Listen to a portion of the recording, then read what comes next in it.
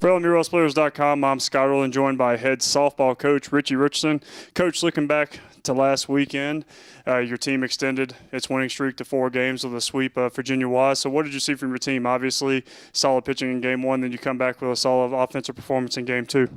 Yeah, boy, that was a good team in Virginia Wise. We were fortunate to play pretty well and come away with a sweep against a very, very good program. Pitching was good. We didn't grade out quite as high in the second game as we have in some previous games, but Bree Taylor gave us a great ball game. She graded out high, and despite giving up 3 runs in that ball game, she pitched really, really well. She executed well. In the second ball game, Justice had her struggles. Her execution wasn't bad, but whip is basically the average number of runners that you allow to be on base each inning, and I think she checked out at like a 2.84. So anytime you average almost 3 base runners per inning, that's going to result in some runs. And I never felt like we had enough runs against them on Sunday, but we held them off there late. And then offensively, 18 runs in 2 ball games.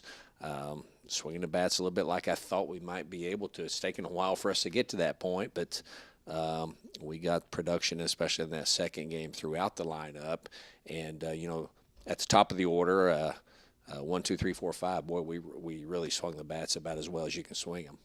And then Tykeela Goins and Kelsey Hokut both have big days, multiple hits for both of them in both games. Kelsey Hokut hits 2 home runs in Game 2. What have you seen from those two that weekend, and what have you seen overall this season? Yeah, Keela has worked hard on just developing a better swing path that results in more, line drives and ground balls instead of, routine fly balls. And we've seen her on-base percentage, start to increase. We need to get that leadoff runner on base, and she's doing a nice job of that. And then, Kelsey Hokut is just an intelligent player. I've been impressed with her from the get-go. She can take the ball the other way. She collects information and uses it to her advantage as a hitter, and squared up some balls in that 5 spot, and has just really become a high-production hitter for us.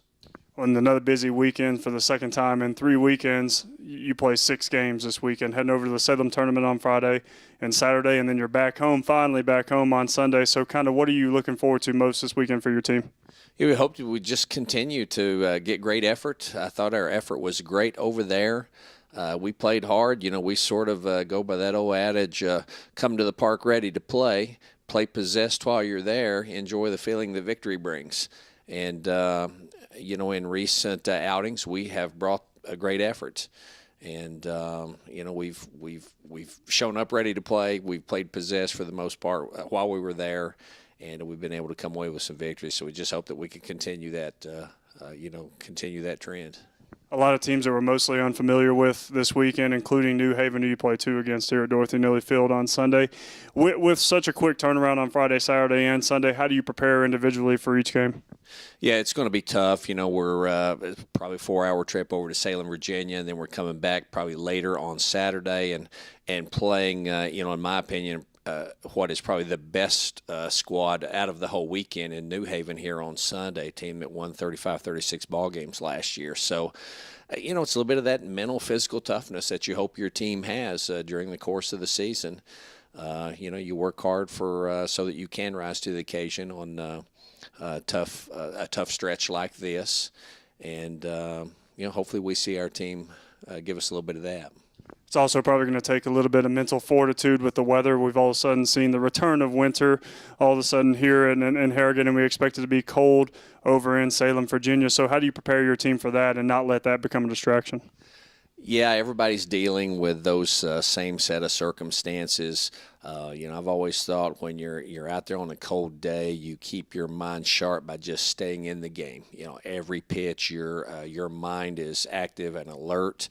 And when you do that, you typically don't feel the cold quite as much. And so hopefully we are learning how to do that. We've played in some bad weather thus far, and so hopefully our kids are learning how to deal with that, and we'll do a nice job with it. Well, 6 games on tap for the Lady Rail Splitters. They head over to the Salem tournament on Friday and Saturday, and then finally return back to Dorothy Neely Field on Sunday for a doubleheader against New Haven. For Richie Richardson, I'm Scott Erlin, and this is LMURailsplitters.com.